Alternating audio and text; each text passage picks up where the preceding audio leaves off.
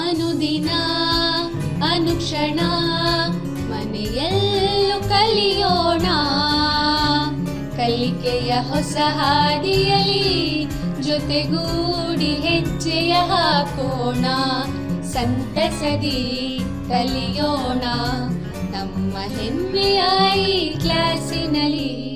Yes sir. Yes teacher. Present ma'am. नमस्कार सर्वांना. Samaveda E वर्गामध्ये आपणा सर्वांचं स्वागत आहे.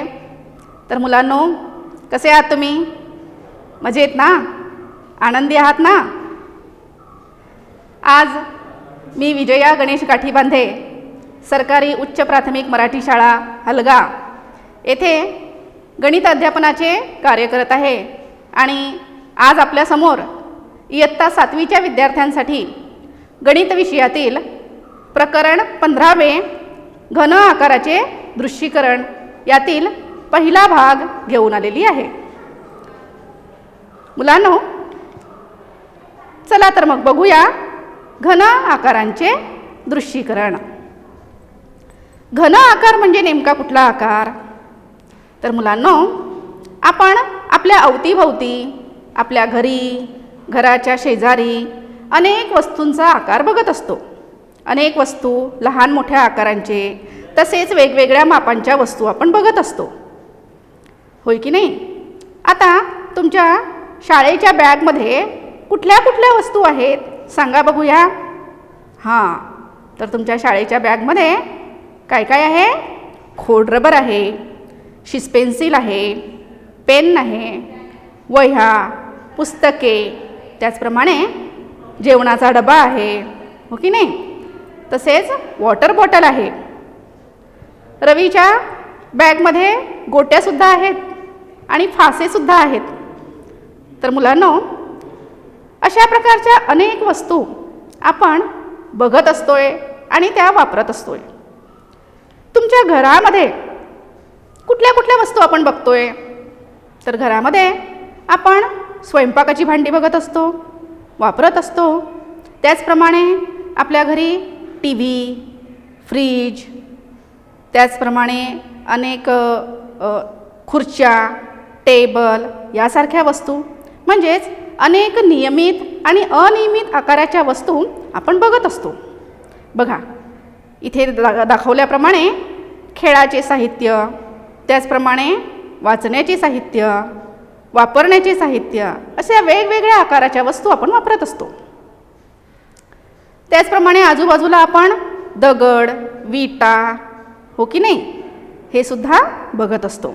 या सर्व वस्तूंचे जे आकार आहेत ते वेगवेगळे आहेत आणि ह्या ज्या वस्तू आपण हातात धरल्या तर आपल्याला समजते की ह्या वस्तूंना एकूण 3 प्रकारे मोजमाप आहे, 3 मिती आहेत.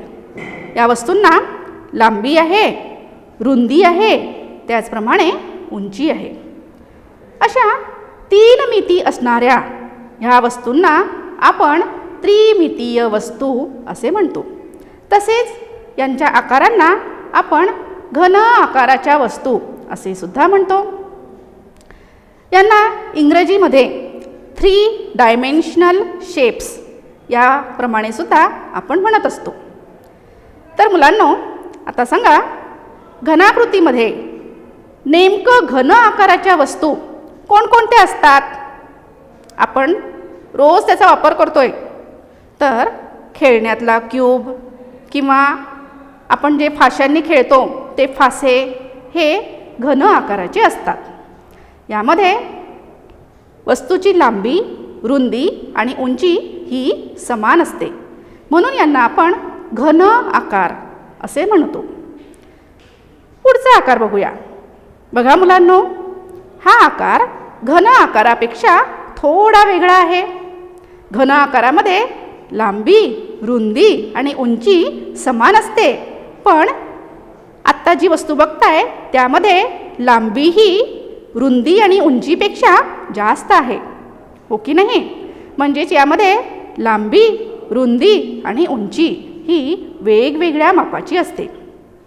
तसेच यांचा जो पृष्ठभाग आहे तो आपल्याला आयाताप्रमाणे दिसत आहे, म्हणून आपण यांना घन अधिक आयत म्हणजेच घनायत असे म्हणत असतो. मग ह्या घनायतासारख्या वेगवेगळ्या वस्तू कोणत्या वापरतोय आपण? तर घनायताच्या आकाराच्या वस्तू आपण आपली माचीसची डबी किंवा खोड रबर, पुस्तके, तसेच मोबाईल, जेवणाचा डबा, आपल्या घरामध्ये असलेले कूलर, टी व्ही, ह्या ज्या वस्तू आहे ह्या घनायताच्या आकाराच्या असतात. आता पुढे बघा मुलांनो. हां, तुम्हाला लाडू आवडतो की नाही? लाडू वेळताना सुद्धा आपली आई काय करते? तो अगदी गोल आकारात यावा यासाठी तिचे प्रयत्न असतात आणि लाडू वेळून ती अगदी त्याला गोलाकार आकार देत असते. असाच गोल आकार म्हणजे घनाकृतीचे एक प्रकार आहे. मग गोल आकाराच्या वस्तू कुठल्या कुठल्या? तर बघा मुलांनो, या ठिकाणी आपल्याला दिसते की गोट्या, त्याचप्रमाणे अनेक फळे, संत्री, निंबू, डाळिंब यांचा आकार गोल असतो. तसेच आपला चेंडू, अगदी लहान चेंडूपासून तर मोठ्यात मोठ्या चेंडूपर्यंत सगळ्या चेंडूंचा आकार कसा असतो? गोल असतो. आपली जी पृथ्वी आहे त्या पृथ्वीचा आकारसुद्धा कसा असतो? गोल असतो, हो की नाही? मग ही जी गोल वस्तू आहे ती सुद्धा घनाकृतीचा एक प्रकार आहे. बघा आता आपल्यासमोर कुठले चित्र आलेले आहे? हां, आपल्यासमोर आहे आईस्क्रीम. आईस्क्रीम खाता की नाही? त्यावेळेस आईस्क्रीमचा जो कोन असतो त्या कोनाचा आकार कसा असतो? आईस्क्रीमच्या कोनाचा आकार हा कोनीय असतो. याच कोनाला आपण शंकूचा आकार असे सुद्धा म्हणतो. मग या शंकूच्या आकाराच्या वेगवेगळ्या वस्तू कोणकोणत्या? हां, तर शटलकॉकमधला कॉक हा सुद्धा शंकूच्या आकाराचा असतो. त्याचप्रमाणे पेनाची कॅप, बर्थडे पार्टीमध्ये डोक्यावर घालायची टोपी, ह्या सगळ्या वस्तू ज्या आहेत त्या कोनीय आकाराच्या, शंकूच्या आकाराच्या असतात. मुलांनो, पेन्सिलचे टोक जे आहे ते लिहिल्यानंतर झिजते आणि आपण त्याला पुन्हा टोकदार करतोय. पेन्सिलला आपण टोकदार करतोय म्हणजे नेमके काय करतोय? बरोबर, पेन्सिलला टोकदार करत असताना आपण पेन्सिलचे जे टोक आहे ते अगदी कोनाच्या आकाराचे बनवत असतो. म्हणजे पेन्सिलीचे टोक ही सुद्धा एक शंकूच्या आकाराची वस्तू आहे. चला तर पुढे जाऊया. बघा मुलांनो, तुमच्यासमोर काय आहे? ही आहे वृत्तचिती. याला वृत्तचिती असे म्हटलेले आहे. वृत्त म्हणजे वर्तुळाकार भाग आणि चिती म्हणजे लांबट भाग, म्हणून अशा प्रकारच्या आकाराला वृत्तचिती असे म्हटलेले आहे. मग वृत्तचितीच्या आकाराच्या कोणकोणत्या वस्तू आपण वापरतोय? तर आपल्या दररोजच्या वापरामध्ये आपल्या स्वयंपाकघरामध्ये सिलेंडर असतो, तो वृत्तचितीच्या आकाराचा असतो. तसेच चपाती लाटण्यासाठी वापरलेलं लाटणं हे सुद्धा वृत्तचितीच्या आकाराचे असते.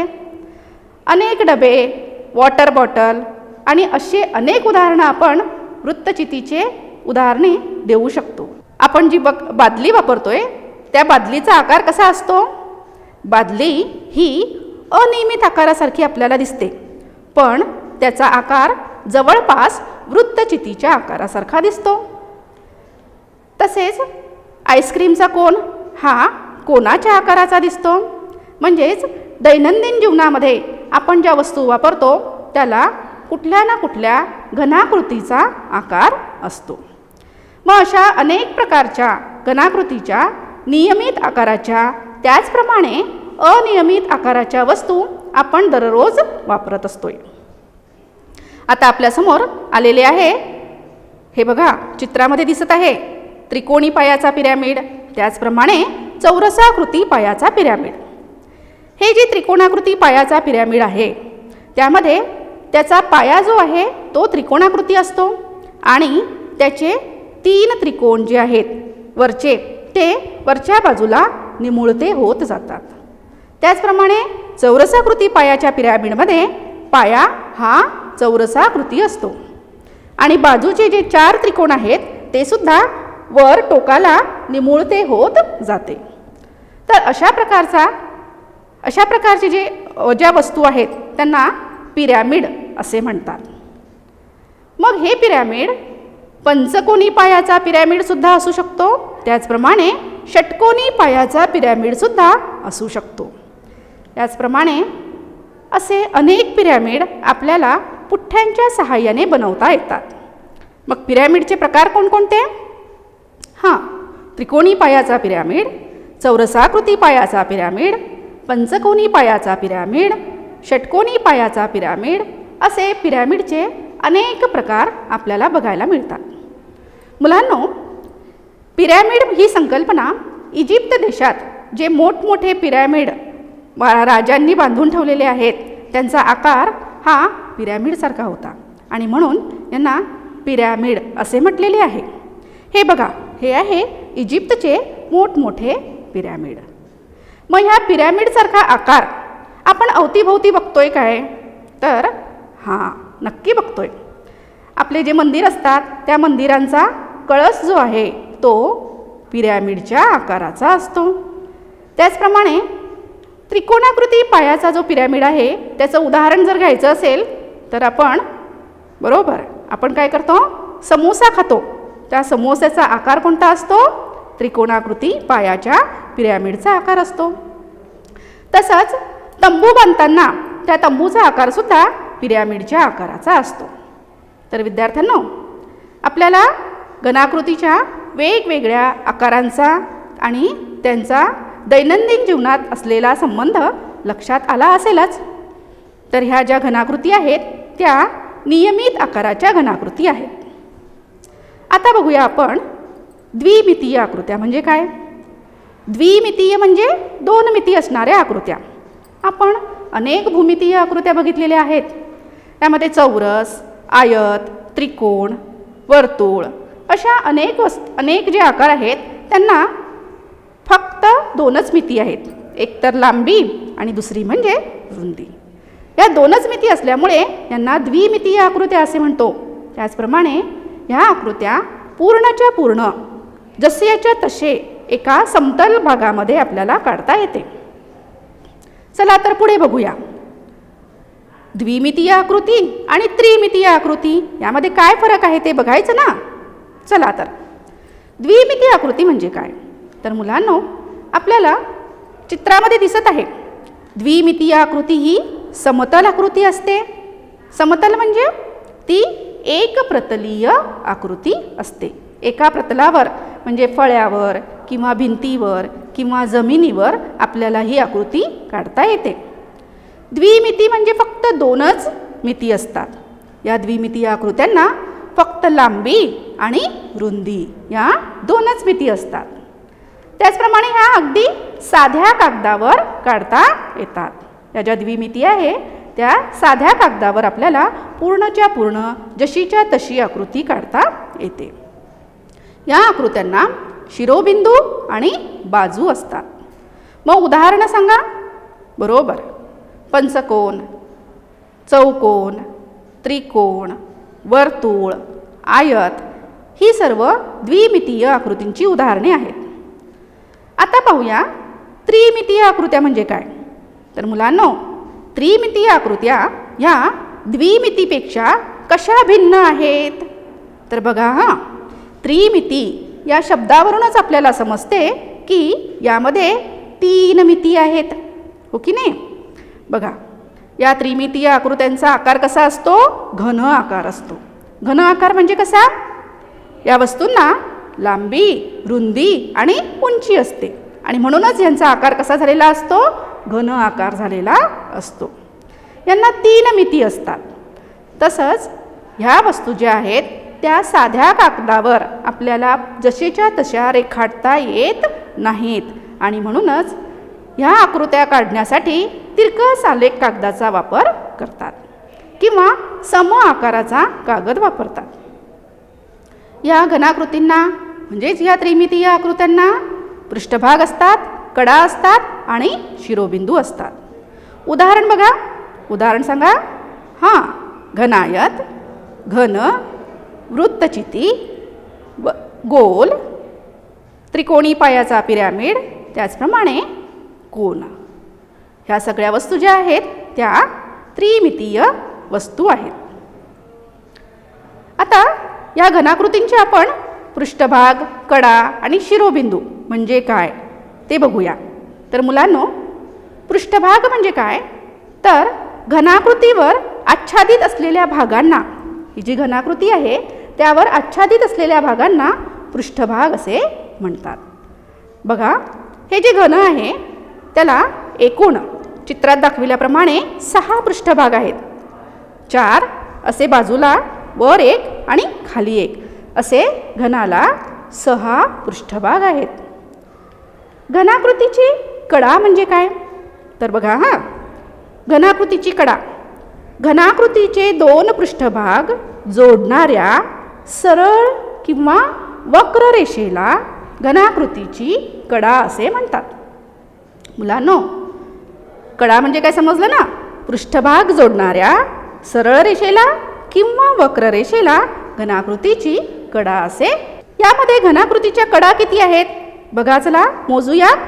या घनामध्ये घनाकृतीला एकूण घनाच्या वरच्या 4 कडा, त्याचप्रमाणे खालच्या 4 कडा आणि बाजूला असलेल्या एकूण 4 असे घनाला एकूण 12 कडा आहेत. पुढे बघूया घनाकृतीचे शिरोबिंदू. मुलांनो, घनाकृतीचे शिरोबिंदू म्हणजे काय, तर घनाकृतीच्या कडा ज्या ठिकाणी जुळतात, बघा हे घन आहे, घनाच्या ह्या ज्या कडा आहेत त्या कडा ज्या बिंदूमध्ये जुळतात, ज्या बिंदूमध्ये त्या एकवटतात कडा, त्या बिंदूला घनाकृतीचे शिरोबिंदू असे म्हणतात. मग ह्या घनाला किती शिरोबिंदू आहेत, तर बघा या घनाला एकूण 1, 2, 3, 4, 5, 6, 7 आणि 8. या घनाला एकूण 8 शिरोबिंदू आहेत. पुढे बघूया, म्हणजेच घनाला 6 पृष्ठभाग आहेत, हो की नाही. तसेच घनाला 12 कडा आहेत आणि 8 शिरोबिंदू आहेत. मुलांनो, आता बघूया घनायत. घनाप्रमाणेच घनायताला सुद्धा 6 पृष्ठभाग असतात. घनाप्रमाणेच घनायताला किती पृष्ठभाग असतात, 6 पृष्ठभाग असतात. पण घनाचे पृष्ठभाग हे समान असतात आणि चौरसाकृती असतात, परंतु घनायताचे पृष्ठभाग हे समान नसतात. फक्त समोरासमोरील जे पृष्ठभाग आहे तेच समान असतात. तर मुलांनो, घनायतामध्ये 6 पृष्ठभाग असतात आणि घनायताचे समोरासमोरील पृष्ठभाग हे समान असतात, कारण त्यांची लांबी आणि रुंदी, समोरासमोरील पृष्ठभागांची लांबी आणि रुंदी समान असते. तसेच त्यांचे क्षेत्रफळसुद्धा समान असते. पुढे बघूया घनायताला कडा किती असतात. मुलांनो, घनाप्रमाणेच घनायताला सुद्धा 12 कडा असतात. बघा घनायताच्या कडा बघा 1, 2, 3, 4, 5, 6, 7, 8, 9, 10, 11 आणि 12. तर घनायताला 12 कडा असतात. मग घनायताला शिरोबिंदू किती असतात, तर अगदी बरोबर, घनाप्रमाणेच घनायताला सुद्धा एकूण 8 शिरोबिंदू असतात. बघा 1, 2, 3, 4, 5, 6, 7 आणि 8. घनायताला एकूण 8 शिरोबिंदू असतात. घन आणि घनायत यांचे पृष्ठभाग, कडा आणि शिरोबिंदू हे समान असतात. आता आपण पाहूया वृत्तचिती. तर मुलांनो, ही आहे वृत्तचिती. वृत्तचितीला किती पृष्ठभाग असतात, तर बघा ही जी वृत्तचिती आहे, या वृत्तचितीला आपण बघत असाल तर इथे हा जो व्यापलेला भाग आहे हा जर आपण काढला आणि समान समतल पृष्ठभागावर ठेवला तर हा आकार आपल्याला त्याप्रमाणे दिसेल. त्याचप्रमाणे या वृत्तचितीला इकडे हा वर्तुळाकार पृष्ठभाग आहे, तसेच इकडे सुद्धा हा एक वर्तुळाकार पृष्ठभाग आहे. म्हणजेच वृत्तचितीला एकूण 3 पृष्ठभाग आपल्याला बघायला मिळतात.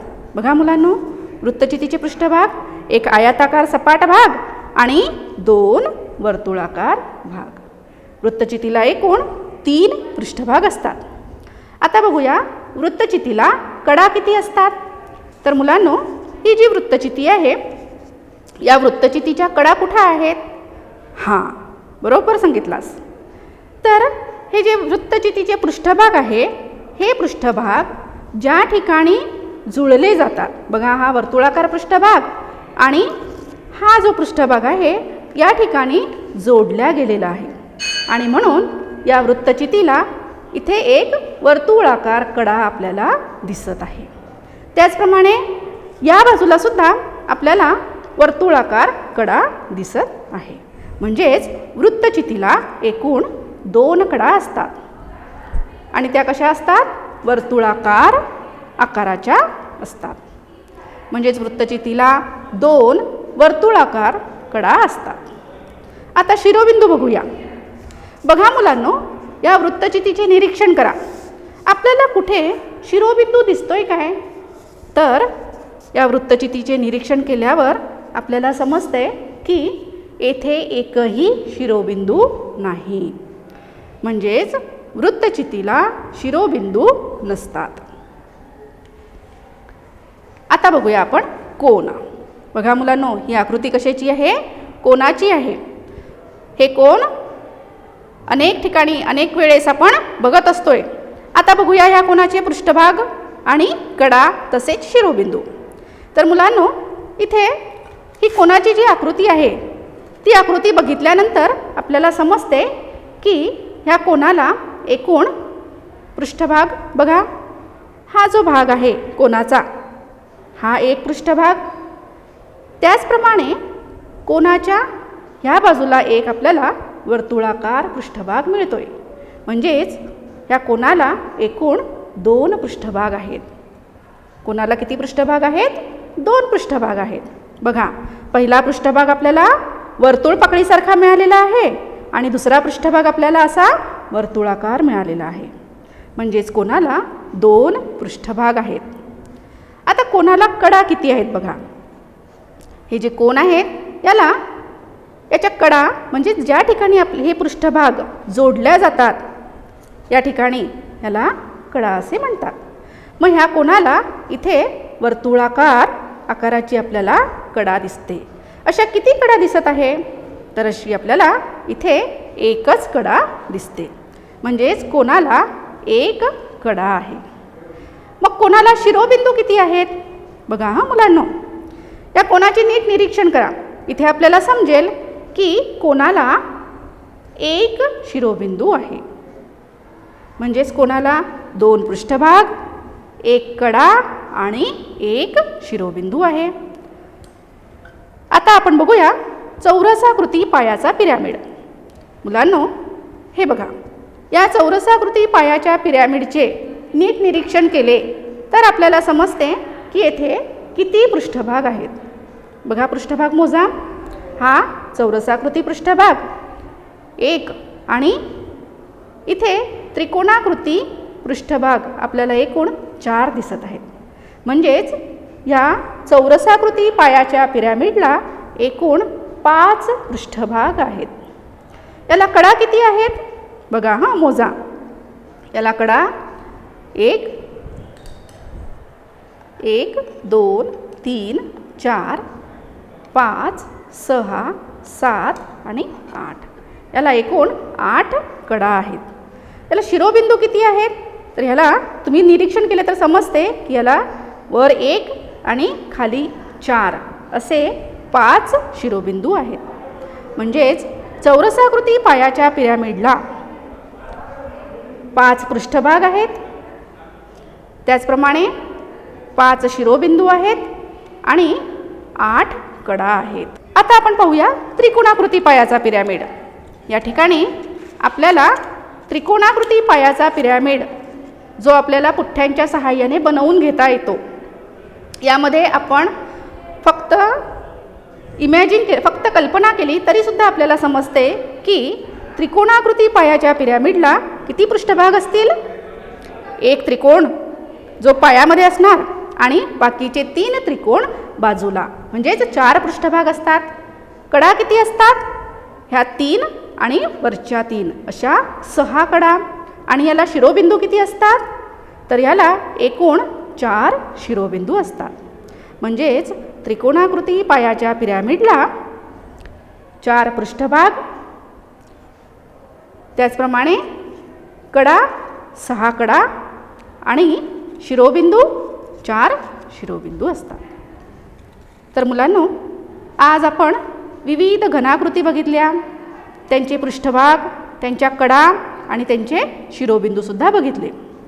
इथे आपल्यासमोर एक गोलीय वस्तू दिसत आहे. आता ह्या गोलीय वस्तूला आपल्याला एक तरी सपाट असा पृष्ठभाग दिसतोय काय? आपल्याला इथे या गोलामध्ये पृष्ठभाग दिसत नाही.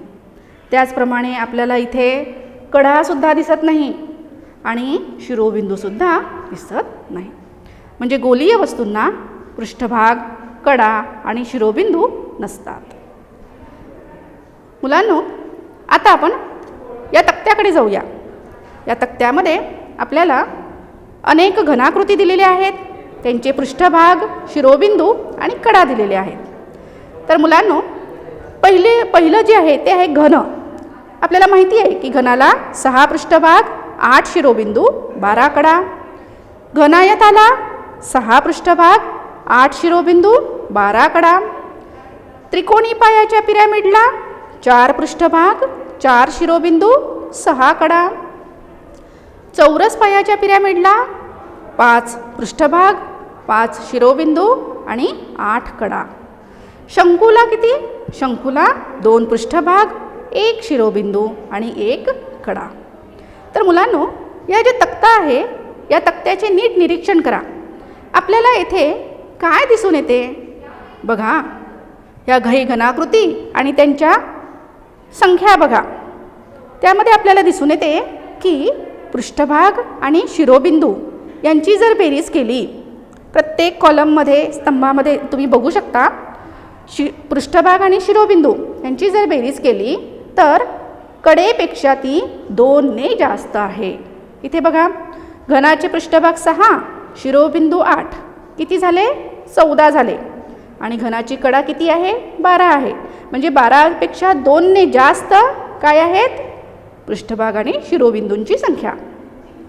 घनायतामध्ये पण तेच आहे. त्रिकोणी पायाच्या पिरॅमिडमध्ये बघा, पृष्ठभाग 4, शिरोबिंदू 4 म्हणजे 8 झाले. आणि कडा 6 म्हणजे कडेच्या संख्येपेक्षा पृष्ठभाग आणि शिरोबिंदूंची संख्या 2 ने जास्त आहे. चौरस पायाच्या पिरॅमिडमध्ये सुद्धा 5 पृष्ठभाग आणि 5 शिरोबिंदू दिसत आहे. म्हणजेच तिथे संख्या झाली 10 आणि तिथे कडा किती आहेत? 8. म्हणजे 8पेक्षा 2 ने जास्त संख्या कशाची आहे? पृष्ठभागांची आणि शिरोबिंदूंची. शंकूमध्ये पृष्ठभाग आणि शिरोबिंदू यांची संख्या 3, कडांची संख्या 1. 1पेक्षा 2 ने जास्त म्हणजे 3. याचप्रमाणे आपल्याला इथे एक सूत्र मिळालेलं आहे की पृष्ठभाग आणि शिरोबिंदू यांची बेरीज जी केली ती कडेपेक्षा 2 ने जास्त असते. याचा प्रथम निरीक्षण युलर नावांच्या गणिततज्ज्ञांनी केलेला होता आणि म्हणून ह्या सूत्राला युलरचे सूत्र असे म्हणतात. तर मुलांनो, मग युलरचे सूत्र काय? तर पृष्ठभाग अधिक शिरोबिंदू बरोबर कडा अधिक 2. तर या ठिकाणी आज आपल्या पाठामध्ये आपण अनेक घनाकृती वस्तू बघितलं आहे. त्याचप्रमाणे द्विमितीय वस्तू आणि त्रिमितीय वस्तू यामध्ये नेमका काय फरक आहे ते बघितलं. त्याचप्रमाणे घनाकृतींचे पृष्ठभाग, कडा, शिरोबिंदू तसेच त्यांचा संबंध काय आहे हे सुद्धा या ठिकाणी आपण पाहिलेलं आहे. तर मुलांनो, आजचा पाठ आपल्याला कसा वाटला? आवडला ना? हां, तर आत्ता आपण गृहकार्य घेऊया. आजच्या पाठाशी संबंधित पुठ्ठ्यांचा वापर करून विविध प्रकारच्या नियमित घनाकृती तुम्हाला तयार करायच्या आहेत आणि या घनाकृतीमध्ये पृष्ठभाग, कडा आणि शिरोबिंदू मोजायचा आहे. तर मुलांनो, आजचा भाग आपण इथेच संपवूया आणि पुढच्या भागात भेटूया पुढच्या तासाला. तोपर्यंत सर्वांना धन्यवाद.